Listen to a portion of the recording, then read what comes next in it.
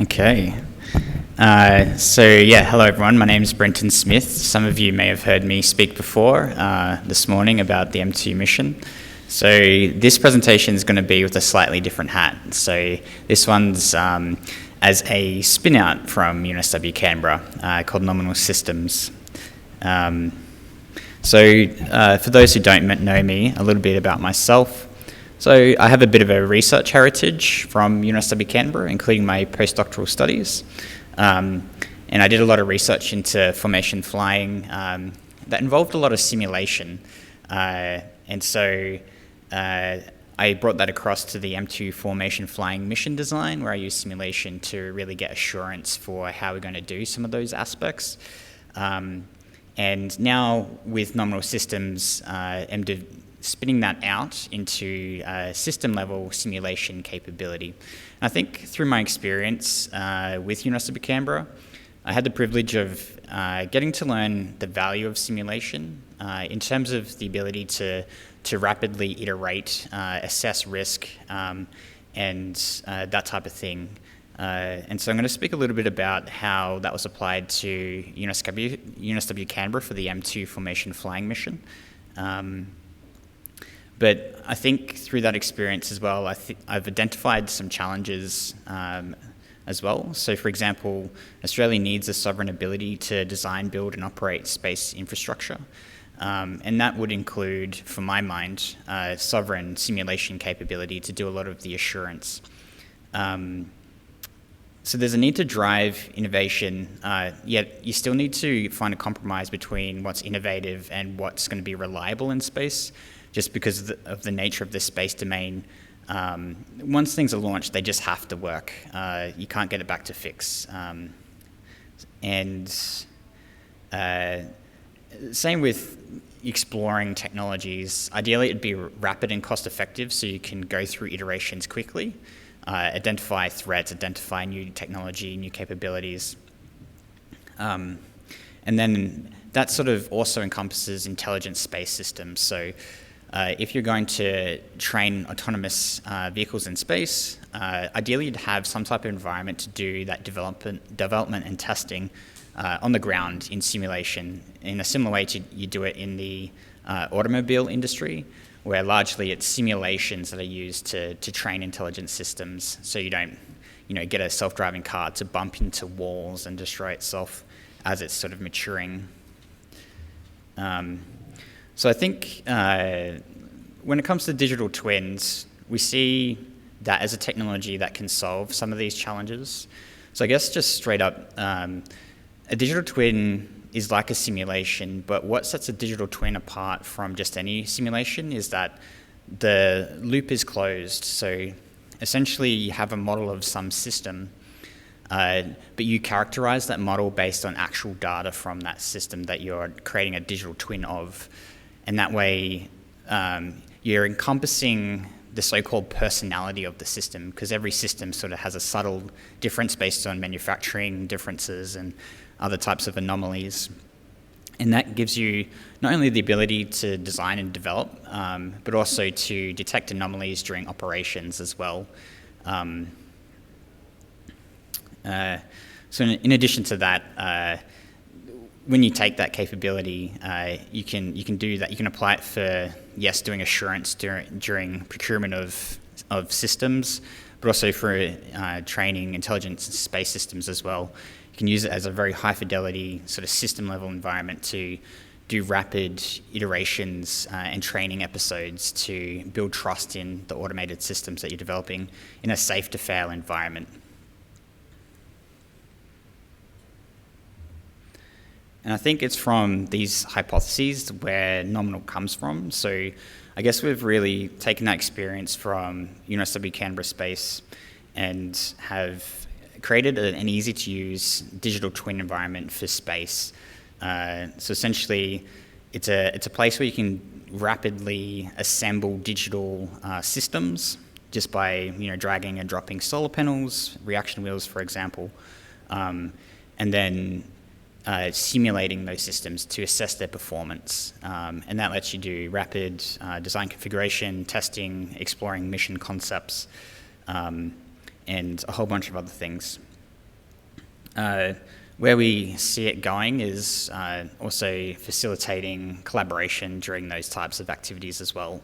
So it could be hosted on cloud infrastructure. People can tune in and they can collaboratively explore different mission concepts and do testing of concepts. So I can touch a little bit on my experience applying, or said technology, or my colleague applying said technology during the M2 separation. I think we were able to get a bit of insight into where this could be of benefit. And what we learned is it sort of really comes down to those applications that are quite complex, where we could leverage some of the more sophisticated simulation capabilities of the software we were developing to get insights. And one interesting application was actually the planning of the selfie images, which sounds funny and trivial, but it's actually quite hard because we were limited to 9 images only. And we had to plan the best timing of getting those images to get really good shots. It's a similar story for lighting, although we can't take full credit for planning the lighting of and timing of the separation. But we were able to use the tool to assess the complex 6 degree of freedom dynamics to ensure we're going to get the images and also assure that the antenna weren't going to get entangled. So I think I've got a video here, or maybe not.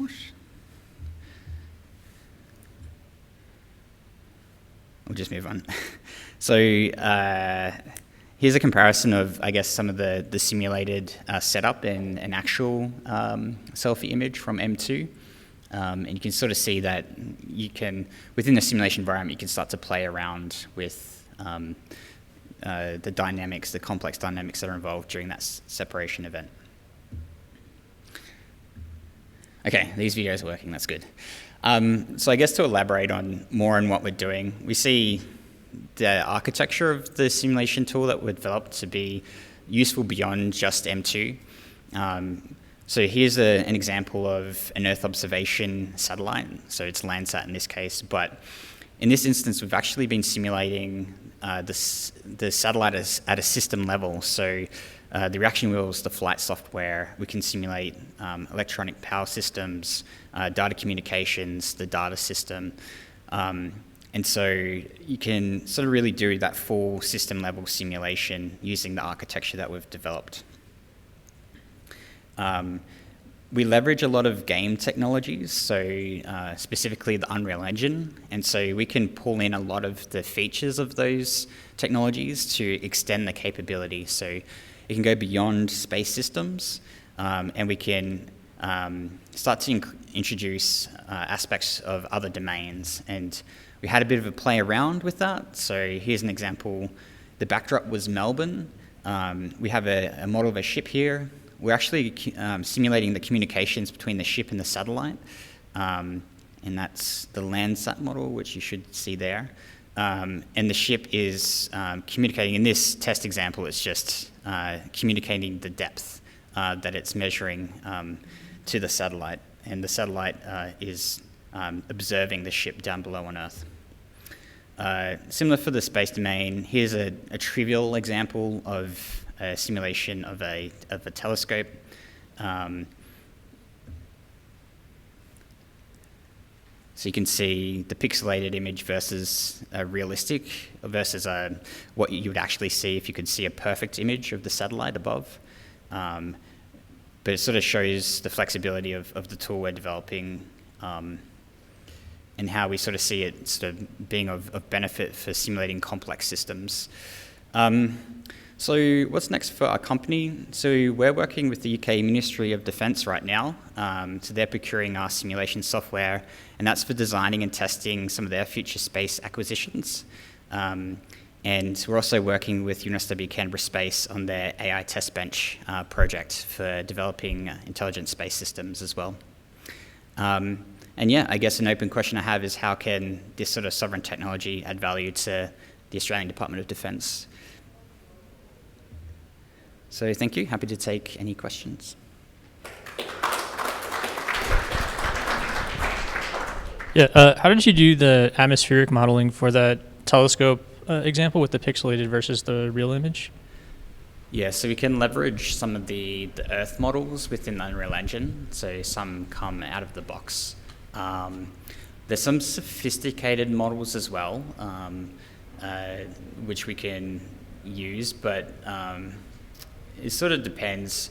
Mostly they're gaming technologies, so they're not optimized for complex distortion types of effects. But I think the Unreal Engine is good at doing optical sims. That's sort of its thing that sets it apart from other game engines. And so it's probably a technology that can be leveraged and retrofitted for that type of purpose. My question is, how does this work with all the physical testing that we do with our spacecraft in the lab at the moment? So the digital twin, vis-a-vis, all the lab testing.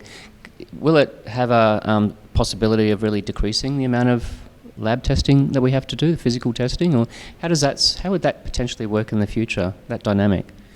Yeah, I think for our thinking, one thing we want to do is try and make it simpler to do the development and testing of space systems. So essentially what we see as a workflow is that you could create the digital spacecraft in that simulation environment. You can do testing in pure simulation, including testing like flight software. And then at some point you can swap out a digital component within that digital assembly and then plug in that physical component and do sort of model in the loop, hardware in the loop testing. So the simulation environment provides the environment data, input-output data to that physical model.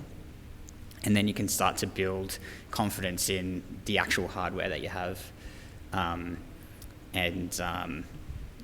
The way we're trying to do it is to make it easy to sort of set up and do, so you can start to move some of that testing earlier in the design lifecycle, so you can get rid of bad concepts and get assurance for a particular design earlier and cheaper. One question here on the monitor. Have you found large differences from the results of the simulation and the real-world missions completed? So, to an extent, simulations can only be so accurate. So we'd use all your typical perturbation models that you would expect in any other tool for simulating orbits. The way we've set it up is you can have out-of-the-box component models that we provide, or you can also write your own. And so it's accurate so long as you can capture the accuracy within the models that you're writing. And that could include error models as well.